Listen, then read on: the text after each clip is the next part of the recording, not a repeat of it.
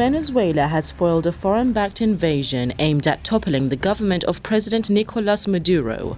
On Sunday, just before the dawn, a group of US-backed mercenaries tried to intrude into the northern state of La Guaira on boats. The aggression was launched from neighboring Colombia, but Venezuelan authorities foiled the attack. They also arrested some of the invaders. 2 US citizens are among the detainees. They have been identified as Airan and Luke Denman. They worked with Jordan Guaira, an American military veteran, who leads the Florida-based security firm Silver Corp USA. Guaira later admitted that Berry and Denman were working with him in the operation. The two also served alongside him in Iraq and Afghanistan. Guaira said the men were part of a mission called Operation Gideon. The U.S. wants to use operations like this to create a semblance of chaos, to create this image that there are freedom fighters coming to free Venezuela, and then perhaps use that as a much larger direct U.S. attack, a military attack. In a state television address on Monday, Maduro showed the U.S. passports and other identification cards belonging to Berry and Denman. He noted that Venezuelan authorities had been aware of the plot before its execution. The operation was coordinated with Washington.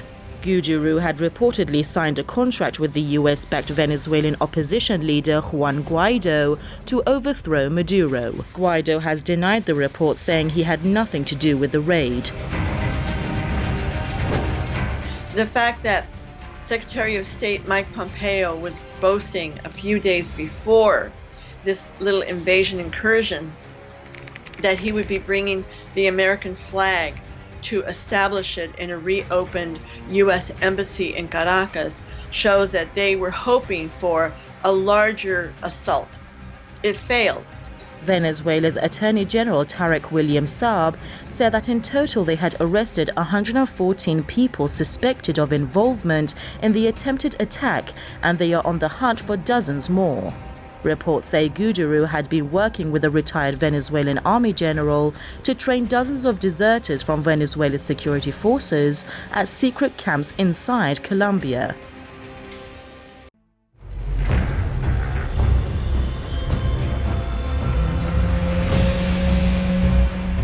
The latest US-backed military adventure is not the first US hostile move against Maduro. Ever since President Trump assumed office in 2017, his administration has pursued a hostile policy toward Venezuela. The U.S. has been openly calling for the ouster of Maduro. Washington has offered a $15 million reward for his arrest. Washington has also slapped harsh sanctions on Venezuela. Last year, opposition figure Juan Guaido, propped up by the U.S., declared himself interim president of Venezuela amid anti-government protests.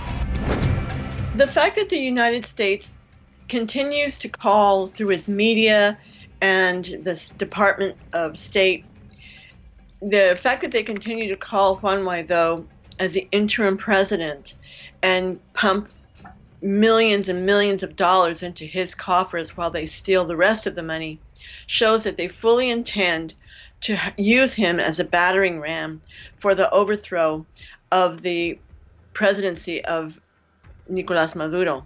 Back in 2019, Guaido backed several dozen military personnel and staged a coup against Maduro's government. The plot foiled after the military personnel and ordinary civilians moved to support the government. There was also an attempt of assassinating Maduro with a drone in 2018.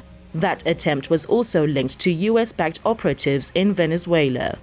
Back in 2002, during the presidency of George W. Bush, a coup was also orchestrated against Venezuela's former president Hugo Chavez. The plot failed after people took to the streets in support of government.